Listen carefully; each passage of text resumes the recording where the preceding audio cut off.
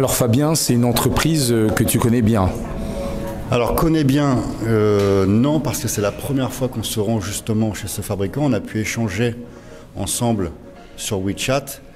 Une très belle histoire, c'est une entreprise qui a démarré à ses débuts à 30 employés. Aujourd'hui, ils sont plus de 200. Ça rayonne à l'international. Et un point positif qui est très agréable, pour accueillir toute notre équipe, la team GITC, on a justement un accueil particulier.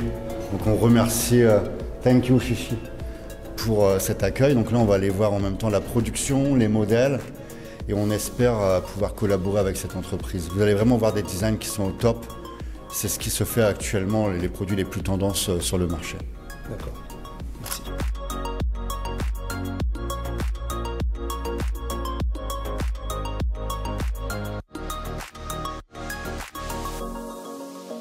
Alors, Fabien, explique-nous un petit peu ce décor de rêve. On va avoir deux phases. Là, on est sur le marché domestique, le marché local. Et ensuite, on va aller sur les produits à l'export. Mais là, on peut voir les inspirations Roche-Beaubois. En fait, il faut savoir que le marché chinois, vous connaissez un peu le principe, il s'inspire, il regarde les tendances. C'est principalement les marques italiennes qui mettent un peu la note chaque saison. Donc les usines vont sur le salon de Milan, etc. Ils regardent un petit peu ce que font les grandes marques. Et les grandes marques sont également présentes dans tous les cas en Chine. Et en fait, il y a des inspirations. Donc on ne peut pas se tromper. On est vraiment dans la tendance. Il suffit de suivre ce que les fabricants font. Il n'y a pas de, on va dire, d'imagination un peu farfelue.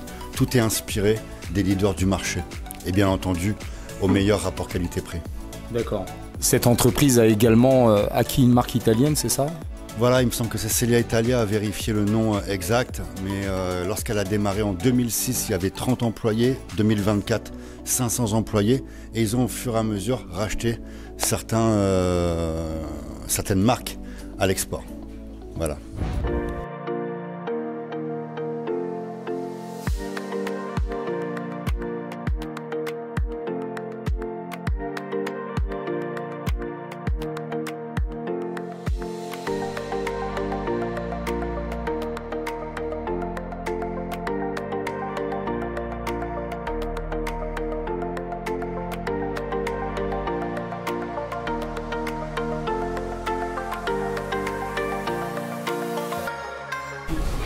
Alors Fabien, ici un univers au design bien particulier.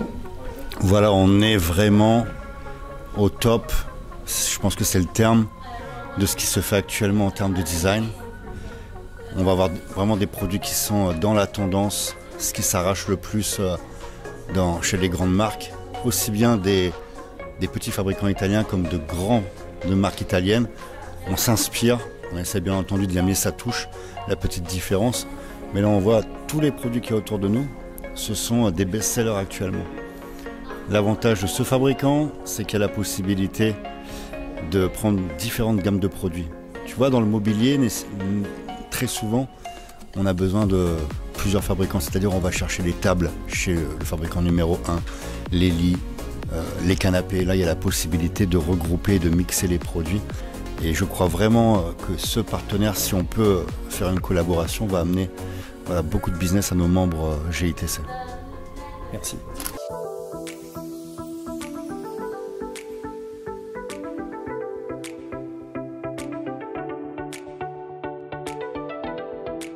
Alors Fabien, quel confort autour de nous, n'est-ce pas ? Oui, je t'avouerai en plus que sur ce produit, on a envie, bien entendu, comme les participants de l'immersion, de tester. C'est ça l'avantage d'être sur le terrain, c'est de pouvoir profiter de toucher et tester le produit.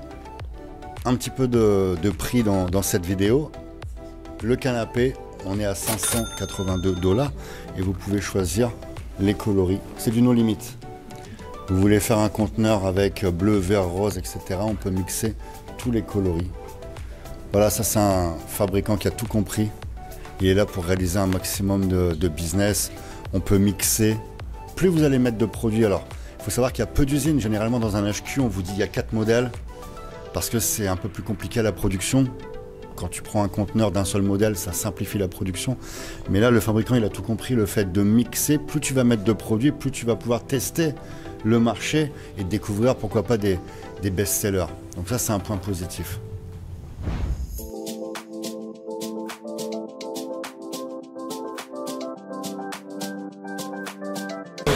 Alors Vivien, tu vas nous parler un petit peu du conditionnement.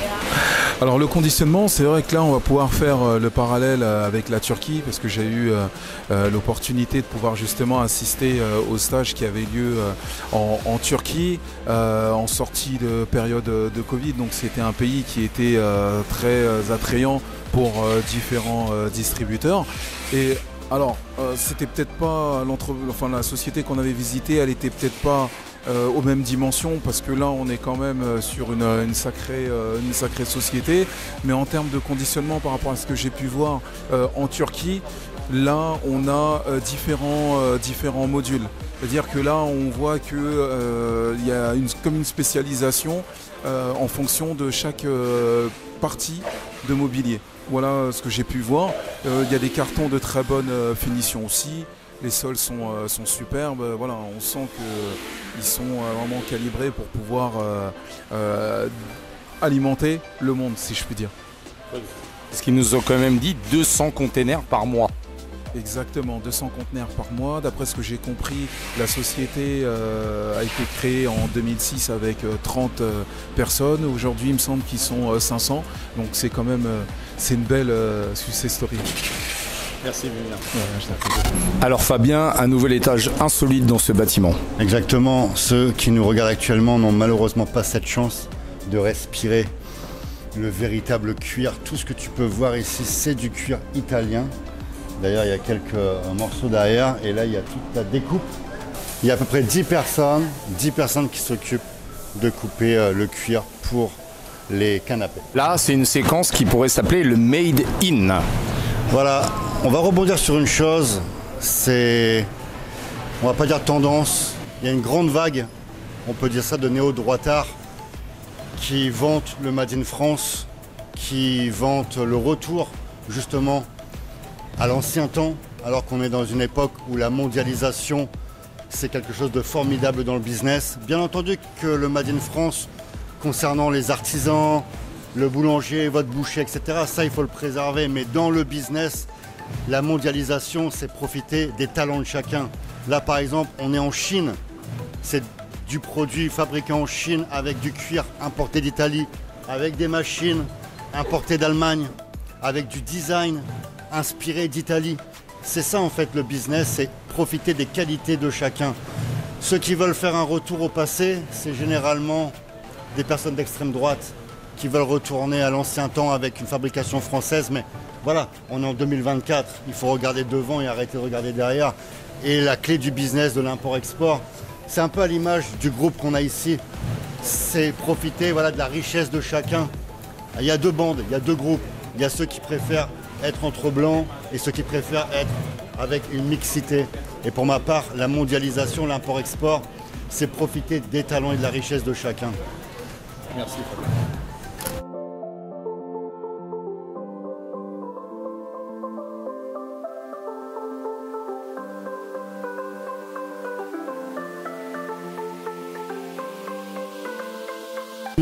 Ça, problème, t'as des potes qui viennent chez toi, ils se barrent plus. Quoi.